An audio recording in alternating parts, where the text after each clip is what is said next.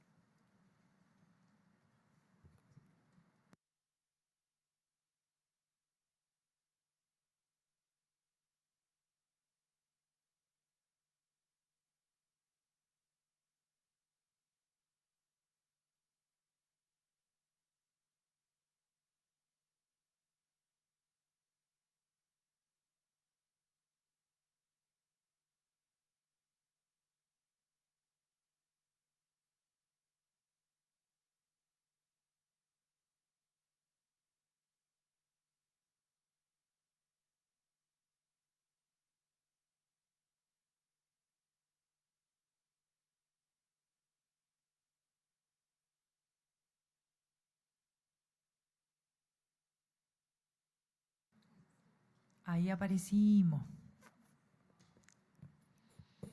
Ahí estamos, muchas gracias. Bueno, entonces, como les contaba, GCL hoy día lo que busca es avanzar a la provisión de servicios sociales más integrados y lo hemos venido trabajando durante varios años, así que la idea ahora en la presentación, ¿yo la voy corriendo? Éjale. Es contarles un poco qué es GCL, cómo hemos ido avanzando con gestión social local, cuáles han sido los principales desafíos y como les comentaba un poco cuáles son ya hoy día resultados muy concretos, como también comentaba Rocío antes, que podemos ver. GCL, y esta primera palabra es demasiado, o frase en el fondo es demasiado importante. GCL es mucho más que una plataforma, es un programa social. Es un programa social que propone la mejora en la gestión de la asignación de los distintos beneficios sociales en los espacios subnacionales. ¿Y por qué es un programa social? Porque es en la práctica incorpora una plataforma, por supuesto, pero un modelo de gestión que los distintos municipios adoptan y adaptan también a la realidad local de cómo ellos funcionan, porque busca entonces un acompañamiento permanente de gestión del cambio con las distintas personas que utilizan la plataforma y por lo tanto acá de parte del equipo de GCL hay un contacto fluido y permanente con cada uno de los municipios de Chile, realizando acompañamientos, nuevas capacitaciones, nuevo material que va buscando entonces, como decíamos antes, promover esta atención social integrada y por lo tanto no es solamente la plataforma y por supuesto promover el trabajo en red que esté organizado de forma modular en distintos mesones y módulos. En ese sentido, GCL lo que busca entonces es que podamos fortalecer una atención integral, que economicemos los tiempos de gestión, es decir, que tanto para las personas los tiempos de sus trámites sean más reducidos, pero también que permita descongestionar a las distintas unidades municipales con la cantidad de atenciones que realizan y el seguimiento que requiere. Y buscamos también que GCL sea un espacio muy transparente para las distintas familias y por lo tanto pueden entender de mejor manera cómo funciona esta atención más integral de calidad y por supuesto en menor tiempo.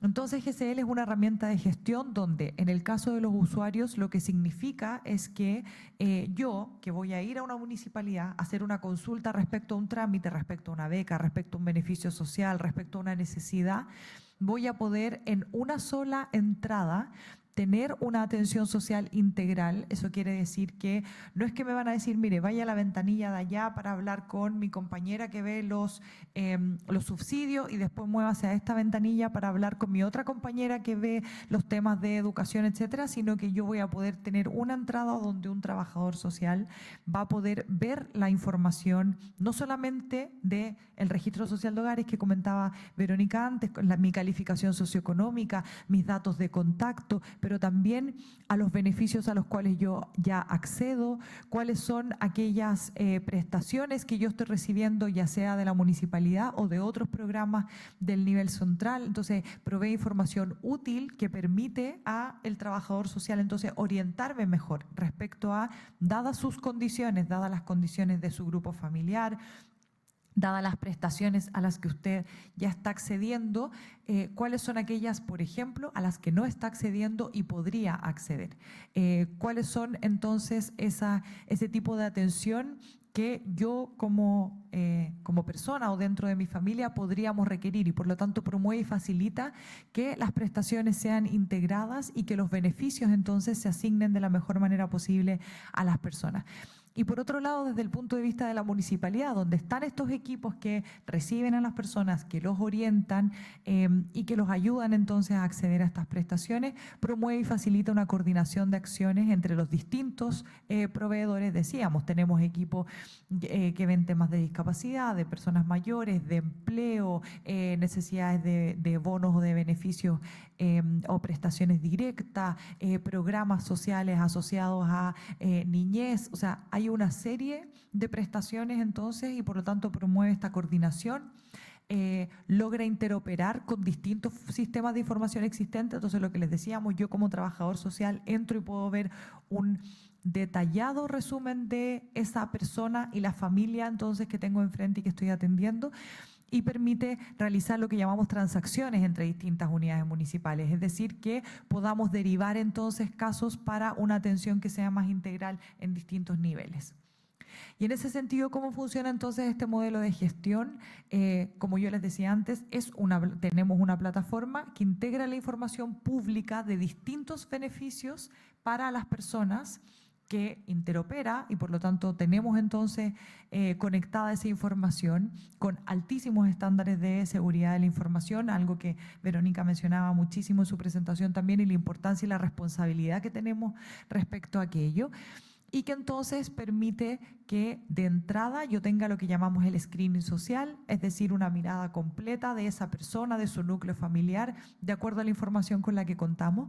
Eso permite que el trabajador social pueda hacer un mejor diagnóstico de cuáles son las necesidades de esa persona, de esas familias, que pueda desarrollar un plan de intervención, que eso permita entonces acceder a una intervención. Yo como trabajador social puedo determinar que es necesario que esta persona postule algún subsidio, algún programa, etcétera, y por lo tanto yo puedo hacer esas gestiones y lograr que esa intervención ocurra. Y por lo tanto, entonces, generar una mejor atención.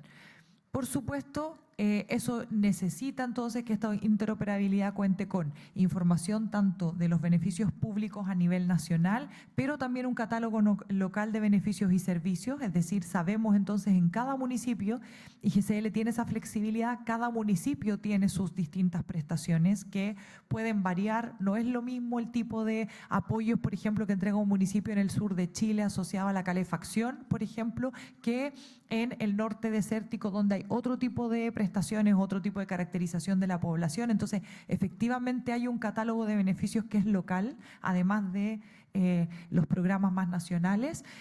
Permite entonces tener un sistema de derivación, es decir, para que yo pueda entonces derivar a esa persona, a esa familia, a otro profesional, a otra área, a salud, por ejemplo, que lo vamos a ver en breve, y eso entonces es de acuerdo a los protocolos de atención de GCL, que como les decíamos, tienen esa flexibilidad de que generan acuerdos que permiten identificar cómo, cuándo se deriva, cuáles son los tipos de prioridades, si existen o no existen cupos, porque yo puedo atender a una persona y decir, uy, requiere este servicio, y quizás no hay cupos en ese servicio. Entonces, no es decir, bueno, la derivé, sino que cómo entonces se puede hacer ahí una gestión también para que esa derivación en algún plazo pueda permitir entonces una intervención. Y en ese sentido, como yo les decía, entonces tenemos una identificación de la oferta local que genera un catálogo que además se alimenta de la información que tenemos a nivel nacional de las distintas plataformas, y por lo tanto el screening social permite una mirada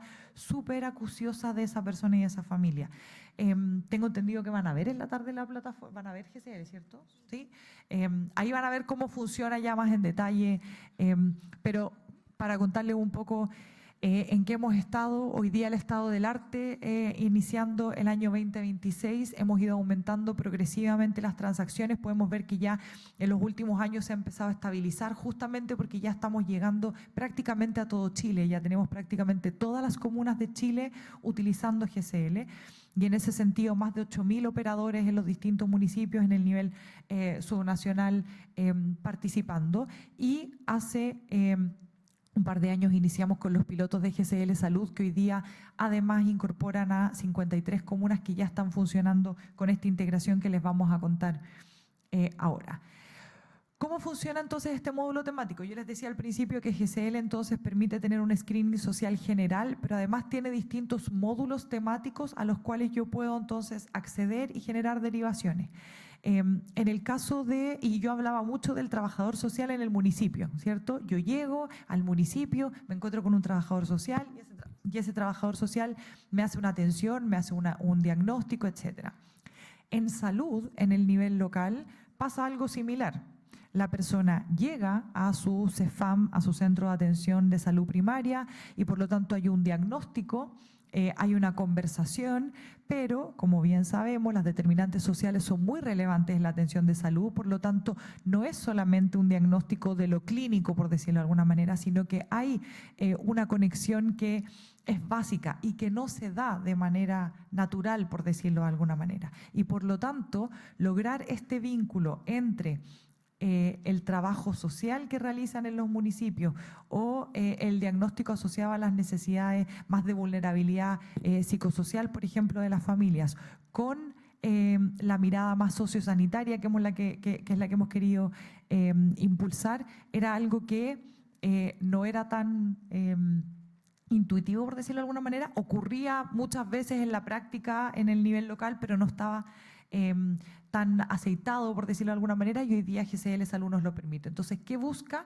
Que podamos tener un modelo de gestión de casos sociosanitarios en el nivel local, que se coordinen y articulen los distintos funcionarios de las áreas sociales municipales con los profesionales del nivel primario de la atención en salud para poder entonces realizar una atención sociosanitaria más integrada, que se favorezca la identificación y atención de la población fuera de la red, es decir, que efectivamente cuando en la red de salud se identifica alguna necesidad de los determinantes sociales se pueda derivar a programas que puedan apoyar aquellas intervenciones.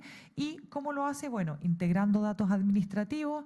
Verónica les comentaba del RIS hace un ratito atrás, o sea, cómo los datos administrativos con los que contamos en el ministerio se ponen a disposición entonces de los niveles locales para poder generar un modelo de gestión de casos sociosanitarios.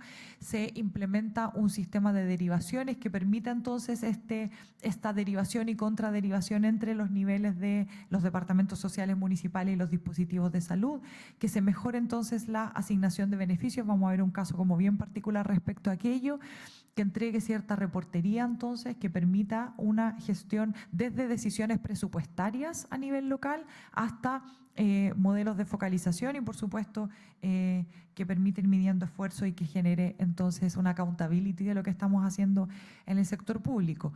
Es coherente con el modelo de atención integral en salud, con los principios de territorialidad e intersectorialidad y por lo tanto la idea y por qué integramos GCL ya venía funcionando y dijimos, oye, juntémonos con salud a trabajar en conjunto porque tiene todo el sentido de que los vecinos y vecinas en el nivel local reciban una atención que sea integrada, que ahorre tiempo, que ahorre recursos, que permita entonces alertas de gestión, que permita que lleguemos a tiempo y de manera adelantada, como decíamos antes. Esta integración permite que los beneficios sociales tengan sentido con las determinantes sociales de la salud y por lo tanto que eso genere un trabajo sistémico que permita entonces una mejor atención de las necesidades de las familias.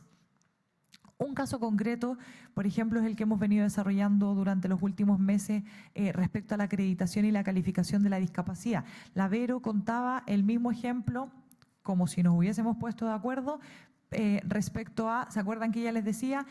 En educación existen becas, en los distintos niveles hay beneficios, por ejemplo, que se entregan a las personas con discapacidad. Yo puedo postular a una pensión, puedo postular alguna beca en educación asociada a discapacidad, puedo postular una ayuda técnica en el caso del que lo requiere. Y son distintas instituciones del Estado las que gestionan aquellos beneficios. Pero para yo acceder a ese beneficio necesito por lo menos la acreditación de la discapacidad. Ese es el primer paso.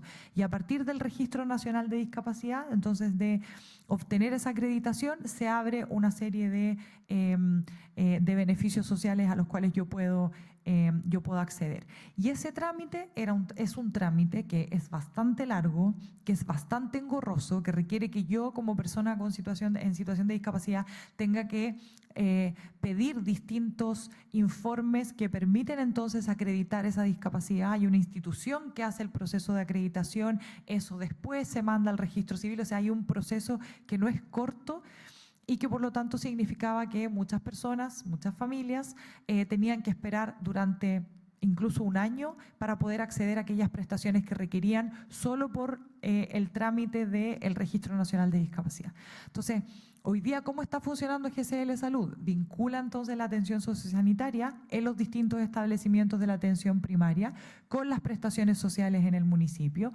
Eso permita que hoy día en este screening social podamos ver, además de los beneficios sociales típicos que yo les mencionaba antes, las alertas sociosanitarias, por ejemplo, asociadas al registro de inmunizaciones, por ejemplo, asociadas a los egresos hospitalarios, alertas asociadas al Plan Nacional de Salud, si es que tienen sus exámenes preventivos al día, el control de salud femenino, o sea, como tiene muchas más alertas de las que teníamos antes. Y hemos ido llegando entonces, como decíamos, ya a un total de 53 comunas y estamos avanzando año a año en poder incorporar cada vez más comunas, las que ya usan GCL entonces que incorporen la vinculación con salud. Y hoy día, en el marco del diseño y la implementación de GCL Salud, el Ministerio de Salud identificó que la acreditación de discapacidad, como yo les comentaba antes, era un motivo muy relevante de vínculo entre las unidades sociales y los equipos sociosanitarios, porque como yo les decía, para yo obtener mi acreditación tengo que hacer varios trámites, algunos son sociales. Yo tengo que tener un certificado de un trabajador social y otros están en el ámbito de la salud. Y por lo tanto, el COMPIN, que es la institución que hoy día entrega esa acreditación, si bien estaba buscando también con una agenda de modernización poder avanzar en mejorar los tiempos de respuesta, etcétera, le faltaba esa vinculación y por lo tanto tenía todo el sentido del mundo que nos juntáramos todos a ver qué hacíamos en la práctica. Y a partir de eso, buscar cómo hacer más eficiente el proceso, cómo optimizamos los instrumentos, cómo revisamos los flujos y por lo tanto nos damos cuenta dónde están los principales nudos críticos, se modelaron esos flujos, se desarrolló un sistema de formularios en GCL justamente para poder ir almacenando esos expedientes y poder compartirlos entonces con los distintos niveles que los requieren revisar y pudimos hacer este piloto de implementación. ¿Cómo funciona hoy día? Entonces no se ve muy grande, pero al menos 3 informes que son los que yo requiero para poder acreditar la discapacidad, el informe social y de redes de apoyo que se lo realiza un trabajador social. Entonces yo iba a la municipalidad, solicitaba ese informe, listo, me agendaban, alguien lo hacía en X meses. Después yo iba a recibir mi informe biomédico funcional, después yo tenía que solicitar la hora para el instrumento de… o sea, cada uno de los instrumentos tenían una necesidad de que yo los fuera a buscar de manera individual. Lo que estamos logrando hoy día entonces es integrar esta atención y por lo tanto hoy día lo que ocurre es que estos distintos informes y formularios se encuentran en línea, conectando los equipos sociales con los equipos sanitarios. Eso permite que se vayan completando y que por lo tanto yo como usuario tenga claridad de dónde voy en el trámite, qué falta en mi trámite, quién tiene mi trámite y a partir de eso entonces, como podemos ver ahí, algunos plazos desde que en GCL se inicia la creación del expediente, que se van completando los distintos informes, que se va derivando a las distintas instituciones que tienen que entregar esos informes. Finalmente llegamos a la finalización del trámite y a tener entonces la acreditación en plazos mucho más acotados. Hoy día, por ejemplo, que estamos en esas 5 comunas, piloteando, tenemos un número importante de trámites ya completos y otros en proceso y lo que hemos logrado desde que comenzamos en septiembre 2025 es reducir en un procedimiento que tomaba más de un año a cerca de 3 meses para completar aquellos procesos. O sea, la cantidad de trámites completos en los 3 meses que llevamos el piloto es bastante impresionante, conociendo los tiempos que demoraba antes un proceso así para cada una de las personas. Entonces, ese es un ejemplo súper concreto entonces de cómo esta integración en el nivel local de los datos que nosotros en el nivel nacional tenemos, pero además con un modelo de gestión que permita que no sea solamente yo pongo a disposición los datos, sino que acompañamos entonces en la gestión del cambio en los municipios y que permita que efectivamente hayan flujos de atención y de gestión de casos en lo local que tengan sentido, que sean más integrales, que yo ya no tenga entonces muchos especialistas distintos, sino que podamos mirar integralmente a una familia, a una persona, ha llevado entonces a una mejora importante en la calidad de vida de las personas. GCL es una plataforma que nosotros no tenemos una obligatoriedad, o sea, no podemos obligar a un municipio a querer adoptarla. Los municipios pueden decir, ¿sabe qué? Muchas gracias, pero no me interesa. O yo la puedo tener y la incorporo y quizás ni la uso.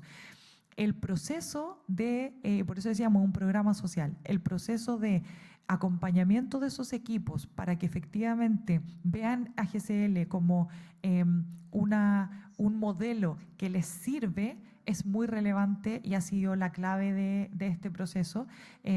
Y solo para cerrar, yo siempre digo, a mí me tocó conocer GCL desde el otro lado. Yo estaba en un municipio cuando llegaron, y la Marcela que hoy día está acá y que es del equipo fundador de GCL, cuando llegaron a tocar la puerta a mi municipio y a decirme, oiga, ¿le interesa? Estábamos en la pandemia y yo los miré con cara de, usted está loca, como no me voy a poner ahora a que capacitemos a todos los trabajadores sociales de la Dideco en un sistema nuevo. Y al conocerlo y entenderlo fue la solución a todas nuestras necesidades, y el tiempo invertido en poder efectivamente capacitar a los equipos para adoptar este modelo de gestión de casos es algo que permanece hasta hoy en el municipio, y que efectivamente ha generado una mejora impresionante en la vinculación también de las municipalidades con las personas y las familias en el nivel local. Así que eso también quería aprovechar de agradecer al equipo histórico de GCL en esta pasada hoy día, también con todos los cambios de ventanilla única que comentaba la Vero antes y etcétera. Estamos avanzando justamente en profundizar entonces esta vinculación local y con salud también, para que cada vez sea más integral la atención de las personas. Eso, también me demoré el tiempo, debo decirlo. Gracias.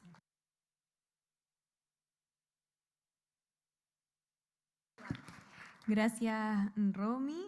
Bueno, mañana también, aparte de hoy día en la tarde, que lo van a ver ahí con Marcela, pero mañana también lo van a estar viendo en Lo Espejo. Y ya ha sido una tan buena experiencia que también se ha ido expandiendo mucho más rápido a las comunas, y las comunas también lo están pidiendo, porque ven también que hay buenas experiencias. Bueno, ya en esta tercera presentación de esta segunda mesa nos acompaña Janet Vega, que está acá al lado mío, que es asesora de gabinete de la ministra de Salud del Ministerio de Salud de Chile, con una muy larga trayectoria y muy clave justamente en la estrategia de digitalización e interoperabilidad en salud en Chile, pero además Janet ha trabajado tanto en el Ministerio de Desarrollo Social como ex ministra de esa cartera, y también en el Ministerio de Salud en distintos roles, entre ellos la subsecretaría y ahora como asesora de gabinete. Así que dejamos a Janet con su exposición, que va a permitir conectar estos avances de transformación digital del sistema sanitario, la continuidad del cuidado y los desafíos de gobernanza, gestión de cambio y uso efectivo de la información. Muchas gracias. Me imagino que ya deben estar cansadísimos porque han estado toda la mañana poniendo atención. Vamos a volver un poquito a un ejemplo que es de salud. Y nuestros compañeros del IMSS y todo, que están en un proceso en este momento de reforma, probablemente esta presentación les va a ser de alguna utilidad, esperamos. Y este ejemplo de salud es un ejemplo que es así para todos los sectores. Entonces, déjenme ver cómo hago esto. Aquí, ya. La otra, la de abajito. Perfecto. Nosotros les voy a mostrar cuál ha sido la evolución de la digitalización en salud. Y dentro de la digitalización en salud, el tema de interoperabilidad es extraordinariamente importante. Nosotros partimos digitalizando salud a comienzos de la democracia. Estamos hablando del año 90, después de que salió la dictadura de Pinochet. Hemos tenido una experiencia muy larga con múltiples ciclos de implementación y aprendizaje, con múltiples fracasos, y hemos ido aprendiendo en el camino. Hay algunas cosas que han sido favorables, por ejemplo, que ha habido una estabilidad institucional democrática durante todo este periodo, que ha habido una inversión sostenida, no solo en salud digital, sino que en tecnología digital en su conjunto, que hay un sistema que tiene algún grado de visión de innovación y que a través de este tiempo se han ido desarrollando capacidades técnicas progresivamente. Ahora, ¿en qué estamos ahora? Bueno, en realidad estamos partiendo una fase un poquito distinta en que queremos avanzar mucho más en base a las lecciones aprendidas, porque creemos que ya entendemos lo que funciona y lo más importante, lo que no funciona, que ha sido doloroso. Esta es más o menos la cronología. Partimos en los años 90 con sistema islas y con un escalamiento fundamentalmente infraestructura. Cuando llegó ese gobierno, el Banco Mundial vino, nos hizo un préstamo y nos llenamos de bases de datos, infraestructura, etcétera, y cada uno empezó como a armar un registro clínico electrónico a su medida. Por cierto que eso resultó en una fragmentación importante, en algunos avances, pero también en un sistema que quedó hiperfragmentado.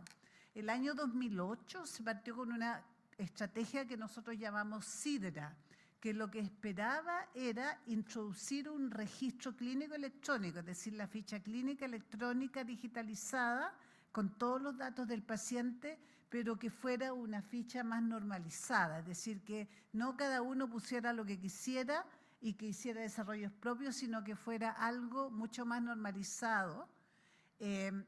Avanzamos en infraestructura y equipamiento y además hubo una habilitación tecnológica que es crucial para cualquier intento de interoperabilidad, que es que exista la red digital. Si no hay red digital, no hay cómo.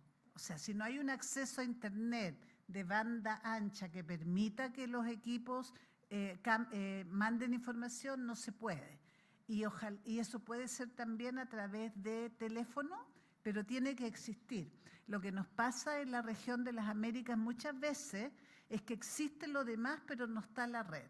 Entonces, en las zonas rurales no hay acceso a Internet y por lo tanto no se puede hacer mucho porque da lo mismo, no hay acceso.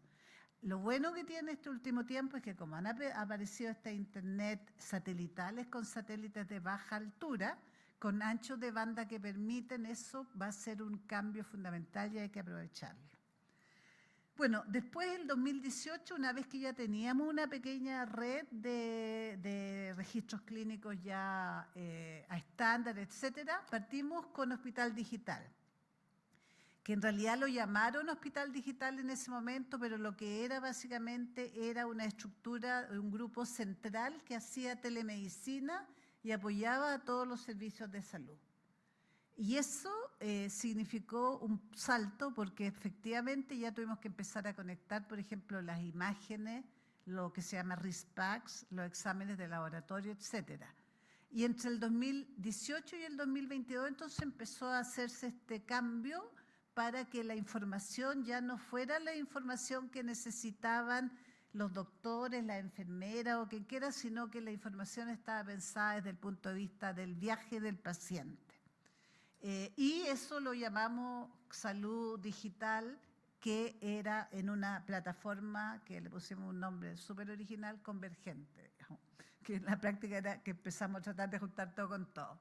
Y desde el 2022 a la fecha, y ahí ya empezaron todo este tiempo intentos de interoperabilidad, pero como no teníamos ni estándares comunes, ni teníamos tampoco lenguajes comunes, era muy difícil.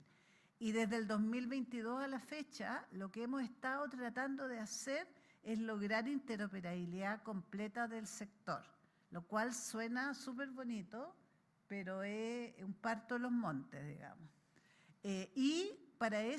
Además de eso, agregando múltiples APIs y inteligencia artificial para hacer que la experiencia del paciente sea mucho mejor, incluyendo algunos portales como el portal del paciente y algunos visores. Y por último, este 2025 partimos ya una estrategia que es a nivel gubernamental que se llama Transforma Salud, en que participan varios ministerios que lo que intenta es transformar y tecnologizar el sector salud completo de aquí a 10 años. Incluyendo el uso de inteligencia. Todas estas cosas que aparecen, estos hospitales chinos que no tienen gente, etcétera, tratar de acercarse lo más, no tienen profesionales me refiero, tratar de acercarse lo más posible a eso. Solamente mostrarles qué es lo que aprendimos con SIDRA, que fue este primer intento de meter registro clínico electrónico en todo el país. Bueno, primero, ahora en este momento nosotros tenemos el 95% de nuestra red ambulatoria con registro clínico electrónico, es decir, con ficha clínica electrónica. un 80%, un poquito más, de los hospitales, todo prácticamente los servicios de urgencia y los procesos quirúrgicos, que es donde estamos más atrás, es decir, la gestión de pabellones, tenemos alrededor de un 60%. Pero ¿qué es lo que hemos aprendido? Lo primero, yo diría lo más doloroso, es que la interoperabilidad se piensa desde el diseño.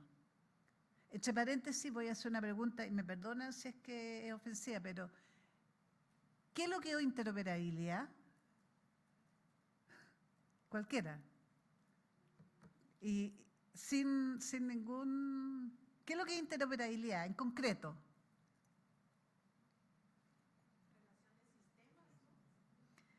Ok. Perfecto. Bueno, para decirlo en castellano, interoperabilidad no es más que lograr que las máquinas se entiendan entre ellas, que hablen todo, ojalá en japonés, en italiano, en lo que sea, y eso se llama HL7 FIRE, y que las personas ocupen las mismas clasificaciones, es decir, que ocupen la clasificación internacional de enfermedades, que ocupen todas las cosas de manera común, de modo que si yo digo hipertensión arterial, todo el mundo entienda hipertensión arterial y que si yo digo la presión alta, también la máquina sea capaz de transformar la presión alta en hipertensión arterial. Es decir, que uno pueda hablar un lenguaje común.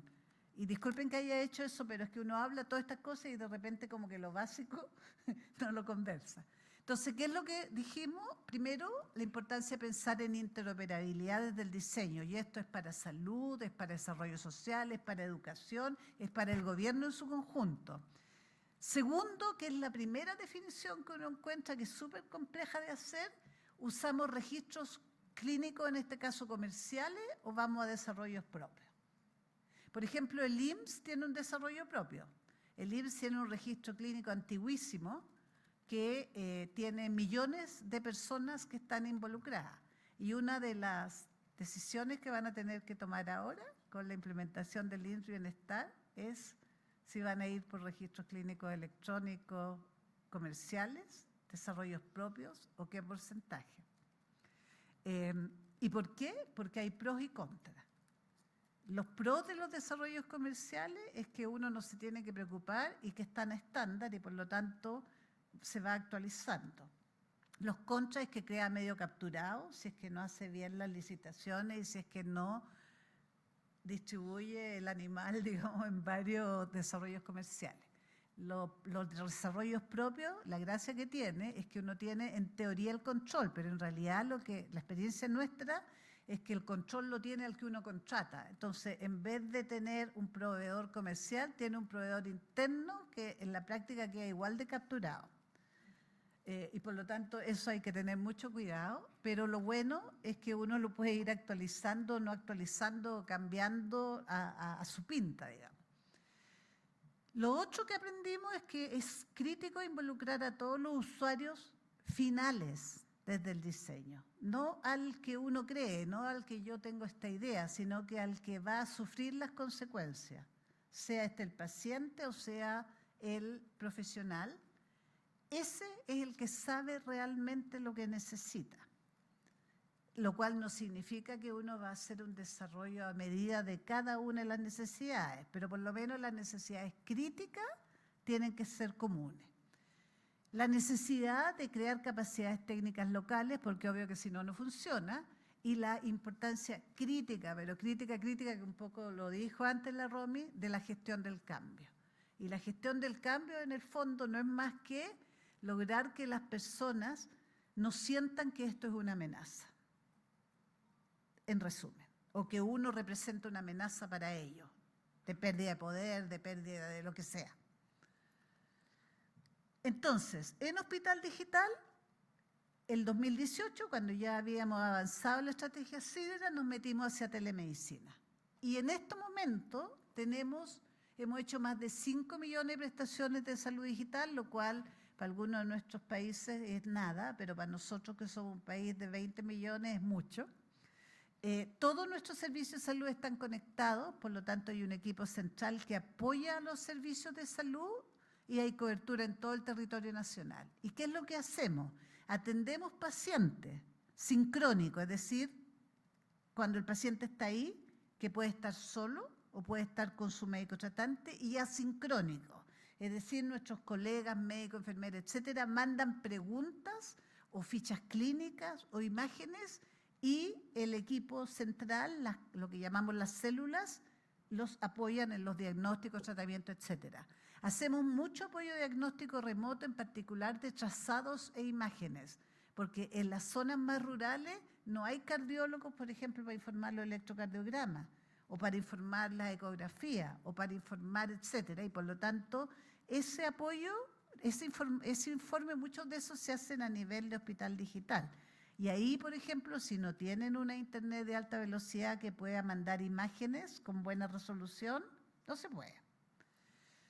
Tenemos ahora, últimamente, estamos metiendo el tema de salud mental, y lo que ha significado esto es que ha habido que hacer una capacitación digital masiva de nuestros equipos. ¿Qué es lo que hemos logrado? Yo diría que hemos logrado algunos logros bien interesantes. Lo primero es que hemos logrado referencia y contrarreferencia digital, es decir, las derivaciones se hacen por internet entre centros, evitando papeles. Definimos un conjunto mínimo de datos, que no necesariamente todas las fichas clínicas tienen los mismos datos, pero hay que ponerse de acuerdo en lo que va a fluir en el sistema, lo que va a ser común, aunque usted quiera poner 150.000 más datos. Eso se llama conjunto mínimo de datos. Hemos logrado, por lo tanto, tener trazabilidad del paciente, estandarizar los procesos clínicos, que es la primera parte. Antes de todo esto hay que estandarizar procesos, porque la digitalización, uno puede digitalizar todas las tonteras que se le ocurren. Por lo tanto, que uno digitalice no significa que los procesos estén bien hechos. Hemos implementado vocabularios comunes, porque si no es imposible, y hemos integrado como fuente única de información el registro clínico electrónico. ¿En qué estamos en este momento? Hicimos todo esto, está súper bonito, pero resulta que no teníamos expandido toda la red. Entonces teníamos registros clínicos en los hospitales más grandes, teníamos registros clínicos en servicios de salud, pero de manera desigual y no necesariamente con la misma eficiencia de proveedores, por decirlo así, fueran desarrollos propios, no. Entonces, en este periodo nos hemos dedicado a conectar hasta el último establecimiento de salud de este país en una ficha clínica que llamamos interoperable. Y le decía recién a la Rosario que una de las cosas que nos sentimos orgullosos este periodo es que logramos hacer algo que parecía imposible. Como decimos en Chile, no sé si esa expresión se usa, a punta de charchazos y de dar dulces, digamos. Pero ha sido de verdad un trabajo tremendo. Así que para los que están embarcando en interoperabilidad, esta cuestión es de seguimiento diario para que ocurra. ¿Y qué es lo que y los componentes son obvios, no me voy a meter en esto, porque también es como lo que tiene que haber es lo que se llama un bus de interoperabilidad, que básicamente lo que es como esta plataforma común en la que todos van haciendo sus consultas y en la cual hace como un diccionario global, digamos, que es el que en el fondo va traduciendo. Y aquí hay distintas maneras de hacerlo. Se puede hacer on-site, que se llama, es decir, donde está estas tremendas bases de datos. Se puede hacer en la nube con algunos de los distribuidores, AWS u otros, que tienen estos servicios y que tienen el servicio del middleware que se llama, o se puede hacer como hicieron en Estonia, que es una plataforma que se llama Xdata, creo, Xdata, que es una plataforma que es bien interesante porque es como una internet. Los datos están donde mismo, nadie mueve sus datos, sino que lo único que hace este sistema es que permite que uno vaya, consulte y vuelva. Entonces no están los datos están en todas partes, pero como está estandarizado, funciona de esa manera, que es totalmente centralizado. Y como dije antes, aparte de esto, aparte de la conexión, tenemos que tener lo que llamamos servicios terminológicos, es decir, a pesar de que uno use lenguajes comunes, nuestros doctores, nuestra enfermera, nuestro personal de salud, te puede poner cosas que son imposibles de entender.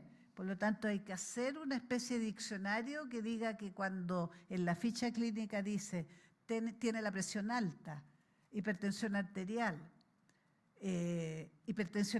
diastólica, hipertensión arterial sistólica, etcétera, todo eso es igual a. Esos son los servidores terminológicos. Tiene que haber un índice maestro-paciente que no es más que la identificación digital de todos los pacientes. Tiene que haber un registro maestro de establecimientos, obvio, porque si uno no tiene los establecimientos estandarizados, no se puede comunicar, porque puede poner en un hospital XX y el otro puede poner hospital II y se acaba la comunicación para el mismo hospital. Y un directorio de prestadores, ya sea prestadores hospitales, prestadores clínicas o prestadores lo que sea. Eso es como la estructura básica de un sistema, sea de interoperabilidad en salud, sea de interoperabilidad social, sea de interoperabilidad de lo que ustedes quieran. Y cuando uno parte estos procesos, aquí hay 3 componentes de armar un sistema nacional interoperable. El primer componente, y eso requiere una gobernanza con 3 componentes. Un componente de procesos, es decir, la responsabilidad de determinar los flujos de proceso y las reglas de negocio, que yo te diría que es lo más importante. Un componente de los datos, que es la responsabilidad de establecer los conjuntos mínimos de datos, determinar los estándares semánticos, no es más que lo que dije antes de que vamos a llamar esto de esta manera, y los estándares sintácticos, que es que las máquinas van a usar este lenguaje, y velar por la calidad de los datos. Y tecnología, que es lo que aquí dice que se refiere a los determinantes, a los estándares sintácticos. En otras palabras, ¿qué estándar van a usar las máquinas? En el caso nuestro, nosotros usamos HL7 Fire 4, que les podría decir usamos XW no sé cuánto, da lo mismo, pero ese es el estándar que usamos. Y para organizar, la organización nuestra es que nosotros tenemos un equipo integrado, en este caso a nivel del Ministerio de Salud, en el cual hay un comité directivo que tiene representantes de toda la red, incluyendo el Ministerio de Salud. Tenemos representantes de áreas técnicas, del equipo de datos y del equipo TIC de Tecnología de Información, y estos reportan a un comité directivo y hay un equipo de implementación que también reporta a este comité directivo. Eso es como lo hacemos y tenemos reuniones, aunque ya llevamos no sé cuántos años, una vez por semana. Ejecutiva, y tenemos un cronograma en que vamos poniendo esta semana, debía haber puesto ahí el cronograma en la última semana, porque si no, uno no puede hacer seguimiento, y un equipo entero que se dedica a hacer lo que se llama PM, es decir, PMO, que hacen el management del gran proyecto, digamos, estableciendo los riesgos, etcétera. Y la metodología de implementación es básicamente esta, y esta yo diría que es común en cualquier parte. Hay un primer tema, una primera cosa que hacer, que es definir los procesos. Si uno no define los procesos, el resto va a salir todo mal. Luego definir este conjunto mínimo de datos, qué es lo que va a hacer común. Luego definir lo que se llama la guía de implementación, es decir, cómo lo va a implementar, y luego la implementación y despliegue. Y como habilitantes de esto es que tienen que definirse los estándares sintácticos y semánticos, y tienen que definirse todas las normativas, incluyendo todo el apoyo legislativo en caso necesario. ¿Cuáles son los beneficios de interoperabilidad en cualquier ámbito? Primero, en el caso de salud, que hay mayor coordinación y hay continuidad del cuidado del paciente y trazabilidad, independiente que se atienda hoy día acá, mañana acá, el día siguiente allá, que vincula procesos y sistemas de información, que hay transparencia y acceso tanto del paciente como a aquellos que están proveyendo el cuidado a los datos clínicos unificados, al conjunto mínimo de datos, mucha mayor eficiencia, disminución de costos, mucha más información para tomar decisiones, tanto clínicas como decisiones desde el punto de vista de salud pública. Y por cierto, y lo más importante de todo, una mucho mejor experiencia de atención para el paciente. Es muy distinto si uno es paciente y tiene que andar con la ficha y los exámenes a cuesta, que si uno se mueve y está todo digitalizado donde quiera que se atienda. Y por último, yo diría que las lecciones aprendidas globales que hemos tenido en todos estos años que estamos en esto es, primero, que cuando uno quiere hacer transformación digital, esto es una maratón, no es una carrera de 100 metros, es una maratón. Y por lo tanto, fundamentalmente hay que ser persistente, porfiado como una mula, para poder hacerlo, desde el comienzo. Y no pensar que vamos a diseñar el sistema perfecto al comienzo, porque aquí hay una evaluación continua. Es mejor ir avanzando en evaluaciones continuas, como hacen los Google y todo, que ponen versión 1, versión 2, versión 3, versión 54, etcétera, que pensar en que uno va a hacer la gran cosa maravillosa. Segundo, como dije antes, la participación temprana de los usuarios finales permite la adopción. Si uno no integra a los usuarios finales, hace la cosa maravillosa y cuando la va a implementar nadie la adopta. Porque yo no estoy de acuerdo, porque a mí nadie me preguntó, porque yo me gusta hacer esto y no así, etc. Por lo tanto, si no hay co-creación y hay imposición, el riesgo de fracaso es alto. Luego, que las capacidades locales son el activo más valioso. ¿Qué significa esto? Que el proceso avanza tan rápido como el más lento de los participantes, el proceso global. Y por lo tanto, crear conocimiento, transferir conocimiento, apoyar el talento local es crítico. Luego, como también dijimos antes, que es crítico la gestión del cambio, cambiar la cultura organizacional en el sentido que las personas sientan que no están amenazadas y que sientan que su éxito depende de ellos con apoyo de la tecnología y no que la tecnología amenaza que la existencia de su cargo, de no sé qué, etcétera. Y también, que tal vez lo que más cuesta en el proceso cuando uno le empieza a ir mal, es entender que las crisis son aceleradores de adopción. Cuando uno la embarra, cuando uno comete un error, es cuando más aprende. Y pueden ser ocasiones de aceleración, de adopción. La necesidad de hacerlo bien reduce la resistencia. Uno le tiene que presentar al ministro, al presidente, qué sé yo, y la cosa no funcionó. Es un gran catalizador de adopción y que los momentos difíciles pueden ser grandes oportunidades. Eso es lo que yo quería hoy día compartir con ustedes y ojalá que les sirva. Gracias.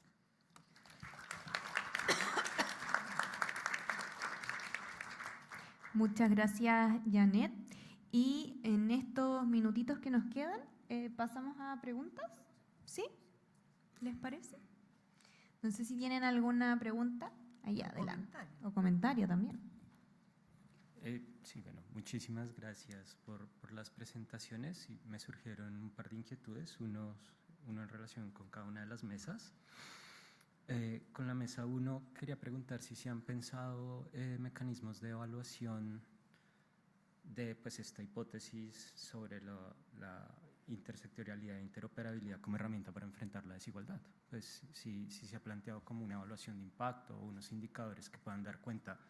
Obviamente la desigualdad es un tema multifactorial, pero no sé si se ha planteado como algo al respecto. Y no sé si ya hago la de la mesa 2.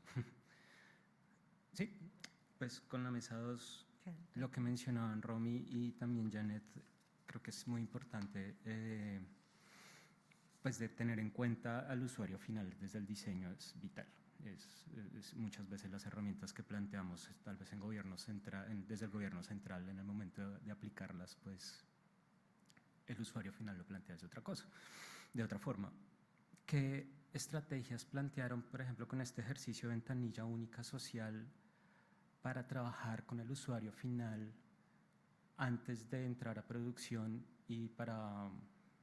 Sí, ¿qué tipo de estrategias? Porque tampoco nos podemos quedar con muchas mesas de trabajo, todos van a tener opiniones. Entonces, tal vez, ¿qué estrategias se plantearon? Con lo último que mencionaba Janet, una duda chiquita, ¿cuántos años, como para ver algo positivo, cuántos años crees que se ganaron con pandemia en esta interoperabilidad? Porque se digitalizó mucho más rápido de lo que se estaba esperando. ¿Qué tiempo crees que se ganó con esa pues, situación? Eso era. Gracias. Muchas gracias, Luis. Bueno, no así propiamente tal como una evaluación de impacto de cómo la interoperabilidad contribuye a reducir la desigualdad, no es algo que hayamos realizado desde la CEPAL. Creo que efectivamente es un área muy rica para ser explorada, también es bastante compleja para ser evaluada por la multidimensionalidad característica de la naturaleza del fenómeno. Ahora bien, hay maneras de acercarse.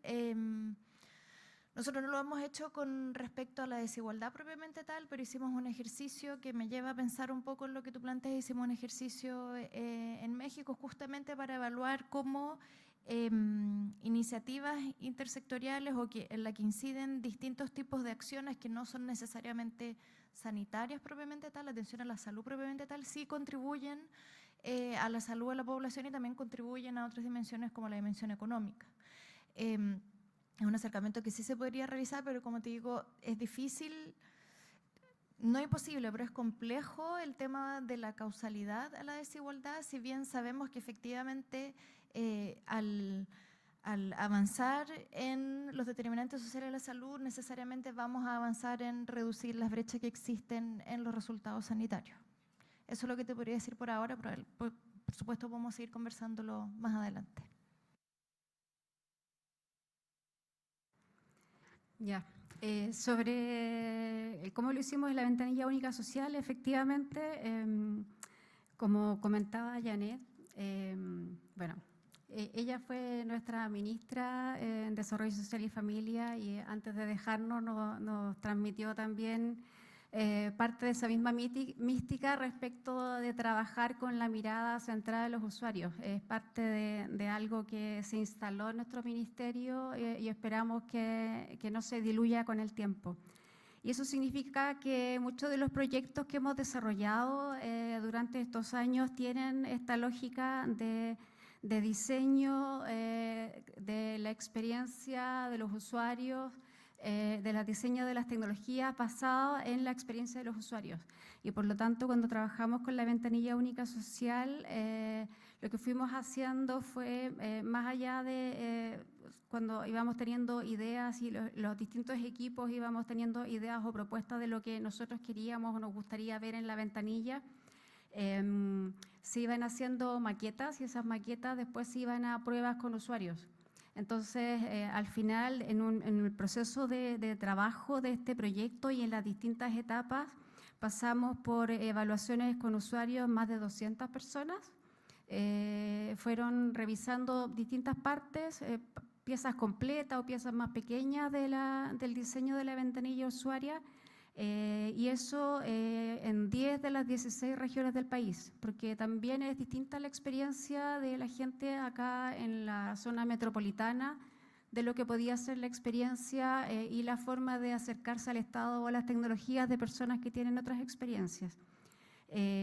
Tuvimos gente de nuestros equipos, personas que son del perfil de diseñadores gráficos, diseñadores de experiencia de usuarios y gente más del área de las TI, viajando a regiones para tener esa entrevista, para hacer los testeos, para observar cómo las personas se relacionaban con las distintas propuestas que se iban haciendo, para ir evaluando todo, ir evaluando las etiquetas, ir evaluando las cajas, las formas de navegación, los mecanismos de interacción y ver qué funcionaba y qué no, y de esa manera fuimos mejorando la propuesta. Y además, como tenemos, y durante varios años hicimos varios proyectos que también tenían la misma lógica de trabajo, cuando en alguno de esos proyectos algún modelo de interacción iba funcionando mejor con los usuarios, lo traíamos al siguiente proyecto como una propuesta ya testeada y era más fácil de seguir avanzando.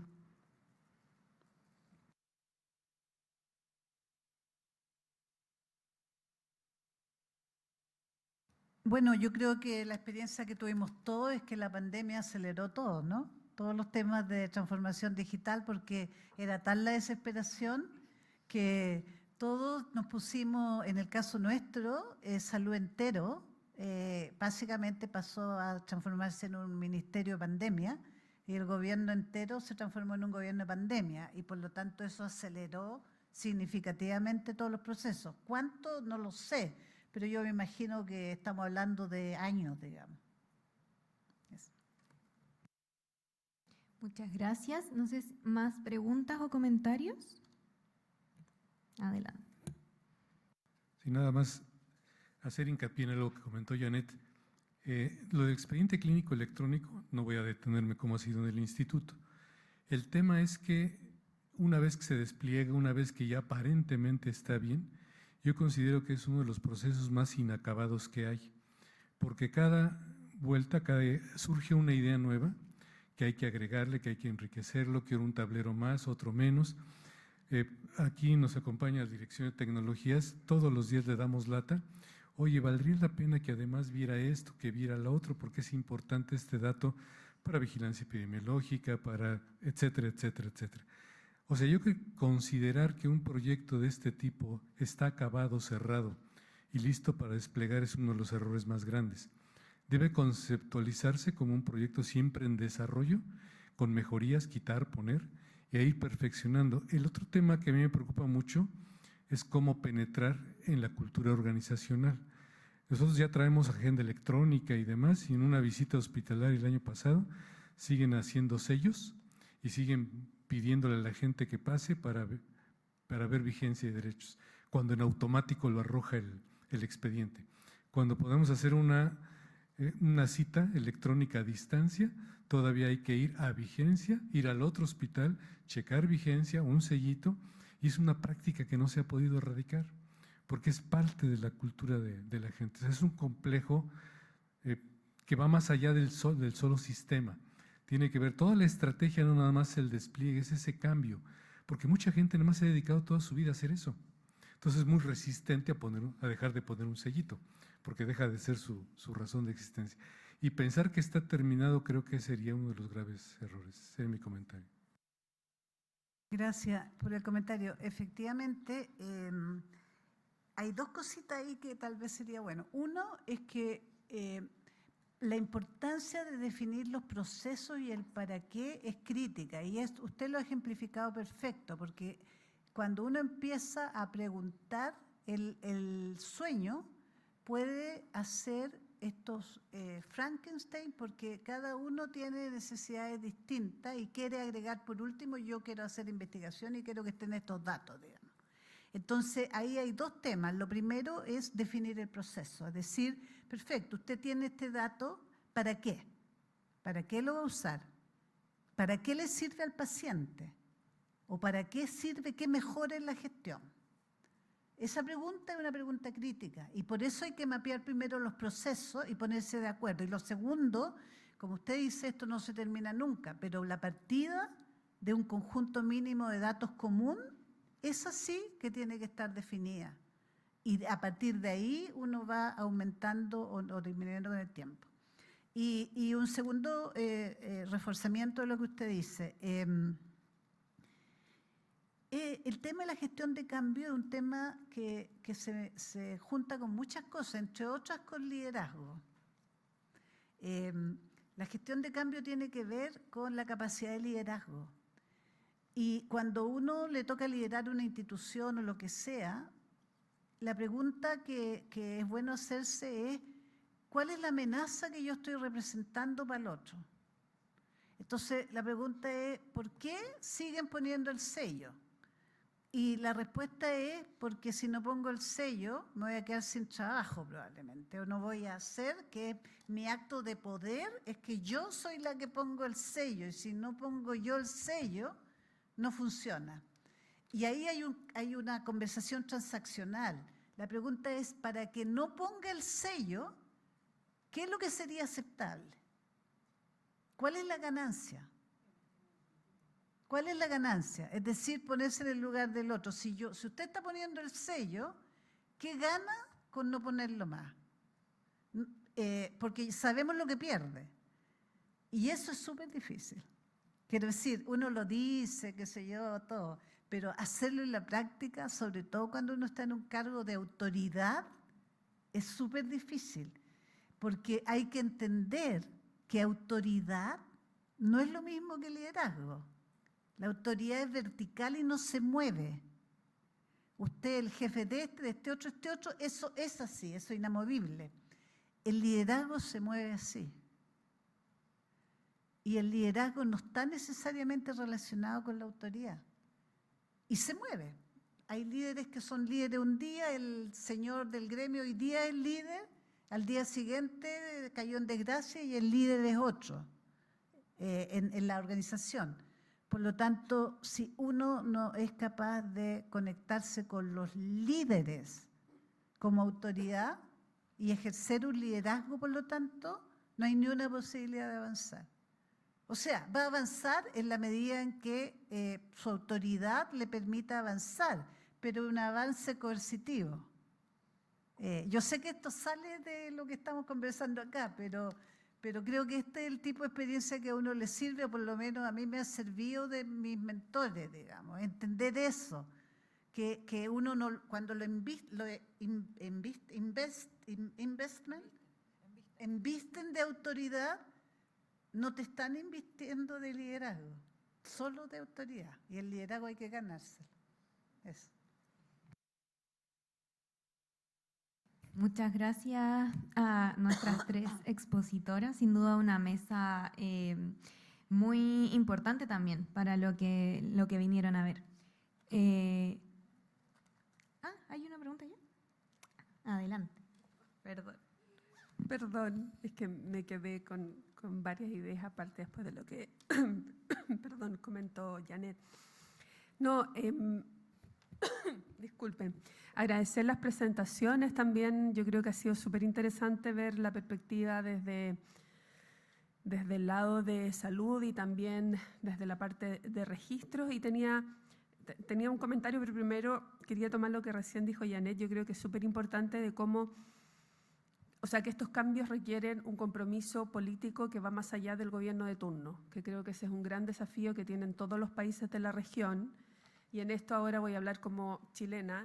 Yo sé de la experiencia chilena de que efectivamente hubo ese compromiso político, digamos, de todas las partes, lo que permitió que efectivamente se pudiese avanzar en el sistema de protección social y en todas las el avance de la digitalización que se ha hecho en salud y desde el Ministerio de Desarrollo Social. Entonces, creo que también ese es algo fundamental de la institucionalidad fortalecida por un compromiso que va del Estado para poder avanzar en esta línea.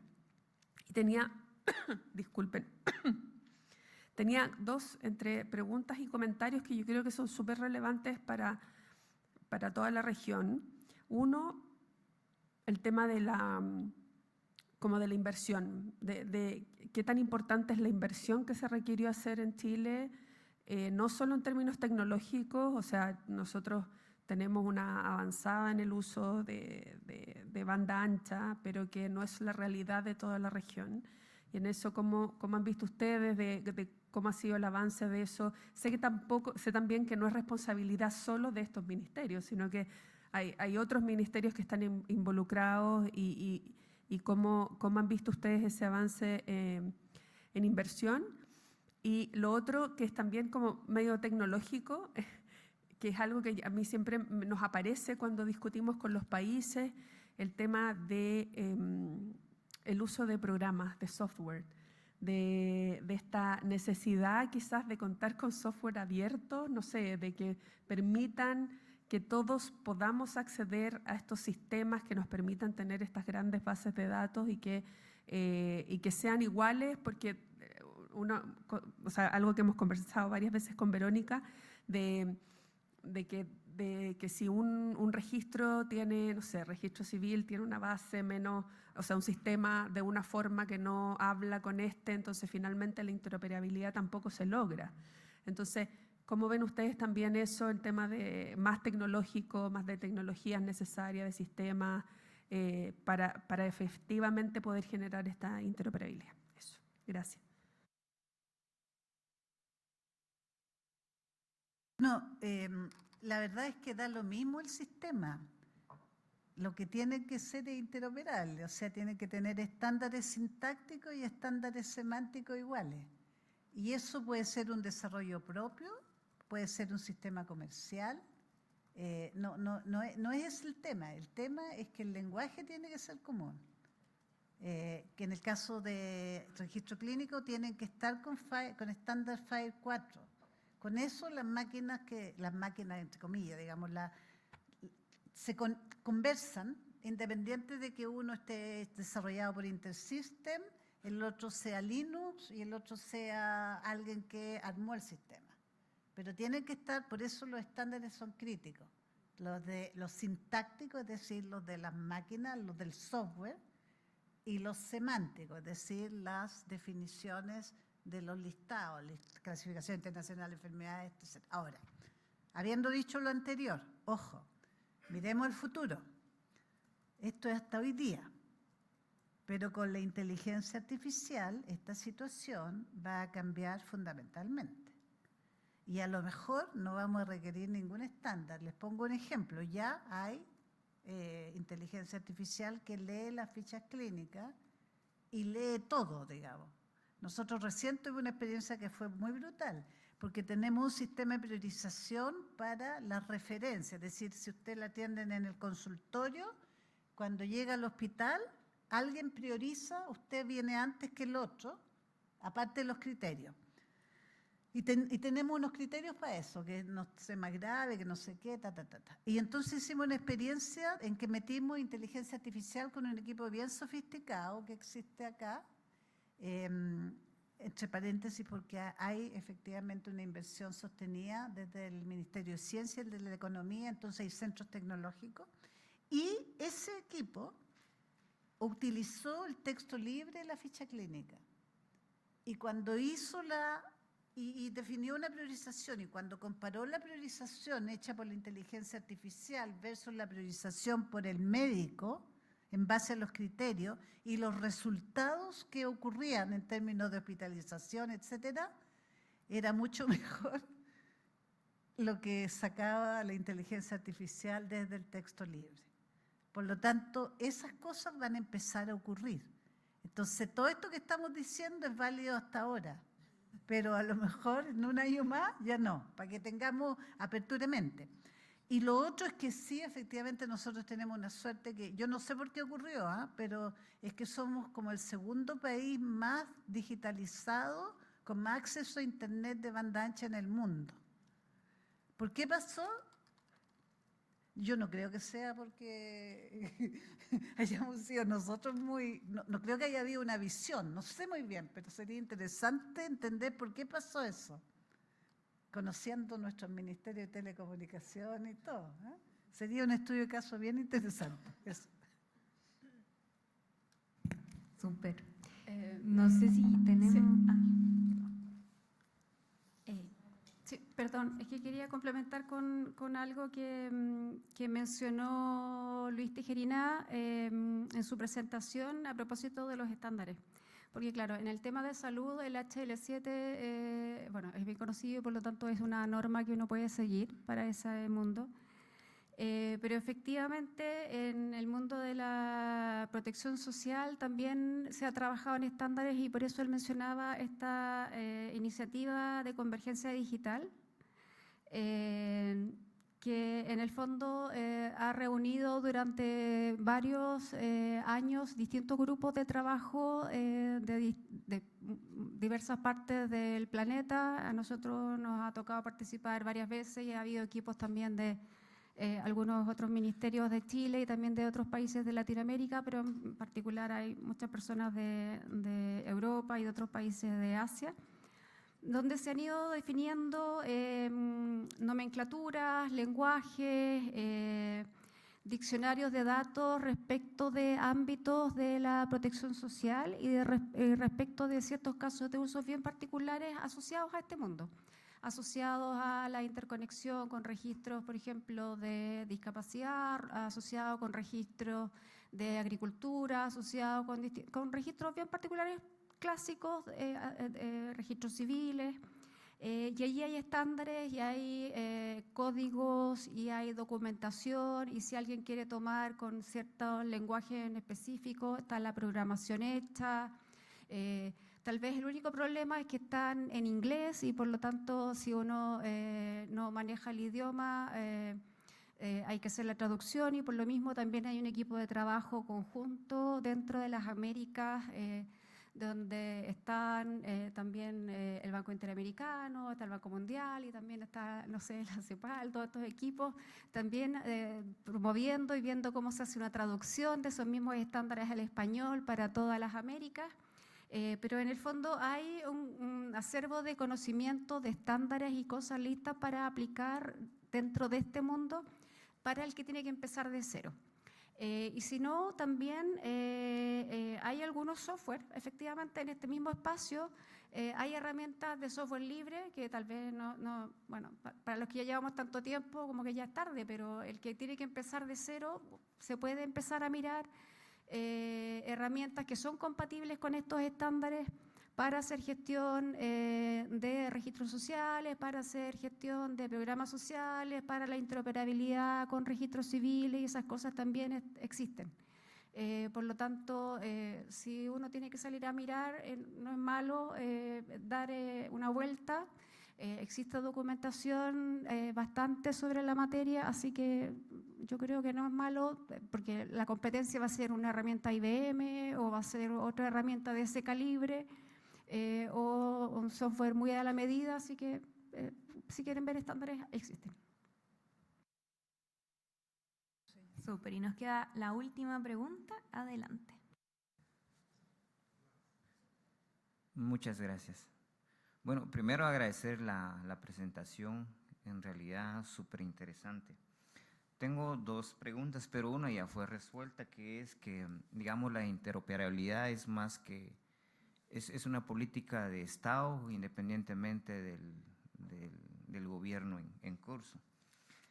La segunda pregunta es para la mesa 2, digamos, ¿cuál ha sido el impacto sobre los indicadores de salud en el país? ¿Verdad? Por ejemplo, mejoras en la atención, cobertura, disminución o control de enfermedades crónicas, entre otras. Gracias. Bueno, lo que tenemos de indicadores de impacto más bien no son de impacto, sino que son de output todavía. O sea, tenemos indicadores en tiempos de espera, tenemos indicadores que tienen que ver con fundamentalmente acceso, porque los indicadores de salud, propiamente tal, de impacto en salud, son difíciles de asociar. Nosotros siempre asociamos, como siempre dice en el cuento del ministro de Salud, que dice que en su periodo bajó la mortalidad infantil en 5 puntos, pero la mortalidad infantil no baja por salud, baja por condiciones de vida. Entonces la causalidad es compleja. Lo que nosotros sí tenemos son indicadores de mejorías de acceso. Eso sí tenemos, es decir, gente que accede a telemedicina, disminución de listas de espera en aquellas patologías más frecuentes, aumento de población con cobertura de exámenes preventivos a propósito de la conexión con social, aumento de cobertura de Papa Nicolau. Ese es el tipo de indicadores que sí tenemos y los tenemos bien cuantificados, digamos, y que sirven para convencer para nosotros la DIPRES, la Dirección de Presupuesto, que no es menor, digamos. Eso. Sí, complementando a Janet, también es importante mencionar que en este periodo se ha trabajado en dos plataformas que complementan también todo lo que han mostrado ya acá las compañeras. De hecho, algunos de ustedes cuando vinieron en el Study Tour anterior las pudieron ver, que una tiene que ver con Telesalud, que es una plataforma de gestión remota de la demanda, que está disponible en ventanilla única. De hecho, Verónica la mostró también en su presentación, y que básicamente es una plataforma que permite que las personas soliciten su hora o manifiesten su necesidad de salud a través de esta plataforma, y un equipo clínico de triagistas prioriza esa atención. Y telesalud en realidad es de acceso abierto, por lo tanto, si algún funcionario municipal, por ejemplo, visualiza alguna necesidad de salud en la persona que está yendo a consultar, puede también ayudarla a gestionar su atención. Y la segunda plataforma que se complementa con estas otras plataformas, pero también con indicadores, tiene que ver con el Sistema de Información Territorial en Salud, que también es una plataforma abierta, que es el SITS. Ahí igual después lo pueden buscar, sits.minsal.cl. Se los podemos compartir igual, y es una plataforma en donde tiene georreferenciada más de 100 capas de información. Por lo tanto, ahí también los equipos de salud pueden acceder a mirar no solo qué decisiones tomar acerca de dónde ir a intervenir ciertas poblaciones, sino que también cómo hay indicadores que son más sensibles y van cambiando, que no tienen que ver tanto quizás con impacto, pero sí con oferta, demanda, por ejemplo, vacunación, por ejemplo, el Papa Nicolau, ¿cierto? Entonces son dos plataformas que, si bien no están orientadas a indicadores en específico, sí contribuyen a las temáticas que hemos estado hablando y a los indicadores también. Y ahora sí nos vamos con la última pregunta. Dale. Pero que me tenté con esto. El SITS nos permite, en las campañas de vacuna, uno va siguiendo en el mapa por distrito, por barrios, por manzanas. Entonces, los equipos, todos los días a las 3 de la tarde se hace un corte y los equipos saben dónde les falta ir a vacunar. Eso es súper impresionante, digamos, cuando uno ha sufrido de andar persiguiendo a la gente para que se vacune. Sí, ha sido un gran logro también, que fue justamente naciendo a través de este trabajo intersectorial que se ha estado dando. Ahora sí, adelante. Sí, muchas gracias. Era muy breve. Bueno, primero que nada, muchas gracias por toda la información, las mesas muy interesantes. La verdad es que nosotros desde el lado del IMSS en México, pues sí vemos muchas coincidencias de lo que ustedes ya pasaron, que también pasamos en un momento y que hoy incluso en día estamos pasando todavía y aprendiendo realmente todos los días de todos estos procesos. Sin embargo, tengo una duda muy particular. En el tema de datos personales, en el caso de los accesos, cuando un ciudadano usa estos servicios a través de Internet, a través de una app móvil, pues cuando hablamos de temas de salud sobre todo, pues son temas y datos sensibles. En ese caso, ¿cómo ustedes han superado el reto, por ejemplo, de garantizar que la persona que está haciendo la consulta es quien dice ser y de alguna manera proteger la información que tiene ahí? Muchas gracias. A partir yo y de ahí mis colegas, nosotros tenemos una identificación digital que se llama clave única, que la maneja el ciudadano. Y para ingresar a muchos de los servicios, uno tiene que ingresar, es obligatorio ingresar con clave única. Y ahí está la importancia de la identificación digital. Si no ingresa con clave única, no puede hacer el trámite, entrar a la base de datos, etc. Esa es una. Y lo segundo es que tenemos legislación. Es decir, todo lo que mostró Verónica al comienzo, tenemos leyes de protección de datos, tenemos leyes de quién puede manejar datos sensibles, tenemos leyes de penas para si alguien maneja datos sensibles y los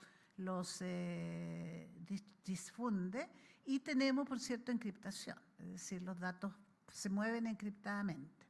Esos son como todos los mecanismos, digamos. Sino algo muy cortito, porque efectivamente, claro, cuando una persona ingresa de forma individual, como tú comentabas, a revisar su información, por ejemplo, a través de la ventanilla única social, tiene que ingresar con su clave única. En el caso, por ejemplo, de GSL, que es un acceso intermediado, o sea, hay un funcionario público que me atiende, yo como persona, en el fondo me acerco, por ejemplo, a la municipalidad y hay un trabajador social que me atiende, existen protocolos de, por ejemplo, me tienen que pedir la cédula de identidad, por lo tanto yo tengo que asegurarme entonces que la persona que tengo enfrente es la persona por la cual estoy consultando datos. Y también existen muchísimos protocolos y como decía también Janet, legislación respecto a la responsabilidad que tienen que tener los funcionarios públicos respecto a los datos a los cuales acceden. Entonces, en el fondo, no puede haber un mal uso de los datos. Yo no puedo usar o ingresar a la plataforma a buscar, por ejemplo, con la cédula de alguna persona información si es que esa persona no me lo ha solicitado, porque también existe eso, tipo, oye, entréguenme, no sé, una nómina de 1000 personas de algunos barrios que, por ejemplo, les falte la inmunización, porque, no sé, en una campaña política yo voy a ir a tocarle la puerta y a regalarles un...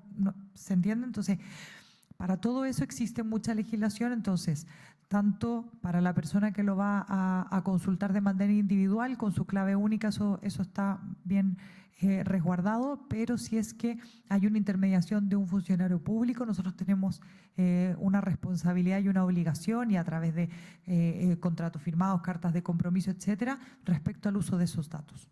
Eso. Y tal vez voy a terminar solo para la cola de la persecución final. Cuando llega el organismo fiscalizador a decir quién preguntó por qué, por ejemplo, en lo que comentaba Romy, los funcionarios en estos sistemas intermediados, claro, una cosa es confiar en que van a cumplir lo que firmaron y otra cosa es que además los sistemas van dejando registros, vamos guardando logs de las consultas. Entonces nosotros por desarrollo, por práctica de desarrollo y de seguridad, lo que hacemos es que forzamos en que en todos los desarrollos, cuando se consulta por un run, queda el registro de quién consultó y por qué run y qué cosas. Y eso nos ha servido, afortunadamente en pocas oportunidades hemos tenido que usarlo, pero ha pasado que alguna persona ha hecho mal uso de información y el titular del dato, el dueño, ha reclamado porque quiere saber quién publicó un dato personal, por ejemplo, hizo mal uso de sus datos y nosotros somos capaces de decir estas 2 personas, funcionarias públicas, accedieron a su información. Ahora, ahí vea si era legítimo o no el uso que se hizo, pero se conectó tal día, de tal parte, y ya está. O sea, el registro está. Y con eso cerramos el círculo. Un gran escándalo recientemente que se llama el escándalo de la muñeca bielorrusa, que es un escándalo judicial. Y en ese escándalo, por ejemplo, salió en el diario, etcétera, porque salieron los datos algunos datos del sumario del juicio que eran confidenciales. Y efectivamente se pudo trazar quiénes habían entrado, qué funcionarios, y esos funcionarios tuvieron las penas correspondientes. No es salud ni nada, pero fue de alta connotación. Sí, bueno, y esa es una pregunta que, a pesar de que está bastante manejado dentro de los ministerios, pero a pesar de eso, cada vez que nosotros tratamos de instalar, por ejemplo, alguna nueva estrategia, plataforma, ahora lo estamos haciendo con un sistema de gestión de demanda para confirmar y cancelar horas, la primera pregunta que surge en los equipos es ¿y qué pasa con la protección de los datos? Como, no voy a instalar esta plataforma si no me aseguran que esto cumple con todos los estándares. Entonces, es algo también que ha tomado mucha importancia en el país. Ya, ahora sí, creo que cerramos esta mesa, ya es tiempo de ir a almorzar. Así que tienen disponibles hasta las 2:30 de la tarde, ya de vuelta acá hay que estar en el auditorio, y tienen disponible el casino y la cafetería para almorzar. Comentarles que a la vuelta vamos a tener quizás una actividad más práctica en donde van a poder ver la revisión de la ventanilla única social y de la plataforma de gestión social local, que son las 2 presentaciones que vimos también durante esta mesa, ¿ya? Así que para que se preparen ahí y vengan recargados de energía para esa tarde. Eso. Nos vemos a las 2:30.